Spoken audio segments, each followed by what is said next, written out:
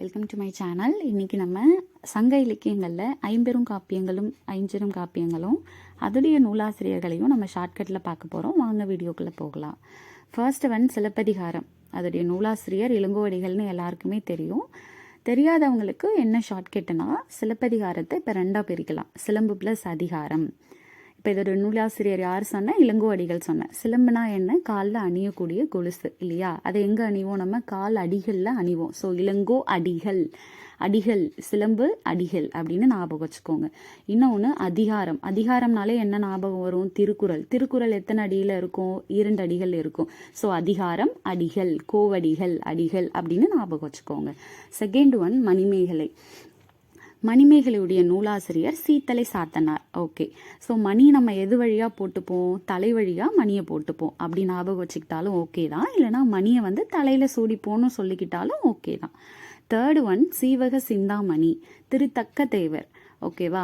மணியை நம்ம சிந்தாம தான் கோக்கணும். இன்கேஸ் நம்ம மணியை சிந்திட்டோம் அப்படின்னா நம்ம திருன்னு முழிப்போம், என்ன பண்ணுறதுனே தெரியாமல். ஸோ சிந்தாமணி அப்படின்னு ஞாபகம் வந்தாலே திரு அப்படின்னு ஞாபகம் வந்துடணும் உங்களுக்கு. ஸோ ஆன்சர் திருத்தக்க தேவர் வந்துடுவாங்க. ஃபோர்த் வளையாபதி. இவங்களுடைய ஆசிரியர் பெயர் தெரியல. ஸோ அதனால் ஃபிஃப்த் போயிடலாம். குண்டலகேசி, நாதகுத்தனார். குண்டலகேசி, நாதகுத்தனார் ஈஸியாக ஷார்ட்கட் இதிலே இருக்குது நமக்கு.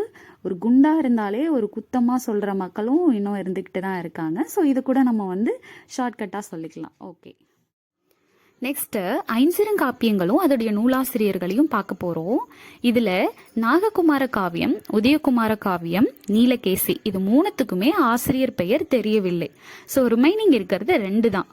யசோதர காவியம் அதோடைய நூலாசிரியர் வெண்ணாவலூர் உடையார்வேல். இப்போ யசோதான்ற பெண்ணு வெண்மையான நிறத்தில் உடை அணிஞ்சிருக்கான்னு ஞாபகம் வச்சுக்கோங்க. வெண்ணாவலூர்னா வெண்மைன்னு ஞாபகம் வச்சுக்கோங்க. உடையார் உடை, வெண்மையான உடையை அணிஞ்சிருக்கா யசோதான்னு ஞாபகம் வச்சுக்கோங்க. அடுத்தது ஃபோர்த் சூளாமணின்னு இருக்கு. சூளாமணி தோளாமொழி தேவர். சூளா தோளா அப்படி ரைமிங்காக ஞாபகம் வச்சுக்கிட்டாலும் ஓகே தான். இல்லாட்டி மணின்னு இருக்கு இல்லையா, இங்கே லாஸ்ட்டாக தேவர்னு இருக்கு பாருங்க. சூளாமணி தோளாமொழி தேவர். தேவர்னா யார் ஞாபகம் வராங்க? பசுமன் முத்துராமலிங்க தேவர். தேவருக்கு மணி சூடுறாங்க அப்படின்னு ஞாபகம் வச்சுக்கலாம் நீங்கள். இல்லாட்டி மொத்தமாகவே எப்படி 2 லைனில் ஞாபகம் வச்சுக்கிறதுனா, நாககுமாரனும் உதயகுமாரனும் யசோதா வீட்டுக்கு போகிறாங்க. யசோதாவோ வெண்மையான நிறத்தில் உடை அணிந்து கொண்டு நீல கலர் மணிகளை எல்லாம் கோர்த்து மாலையாக தேவருக்கு சூட்டி கொண்டு இருக்காங்கன்னு கூட நீங்கள் ஷார்ட்கட்டில் ஞாபகம் வச்சுக்கலாம். இந்த வீடியோ உங்களுக்கு பிடிச்சிருந்ததுன்னா லைக் பண்ணி சப்ஸ்கிரைப் பண்ணுங்கள். தேங்க்யூ.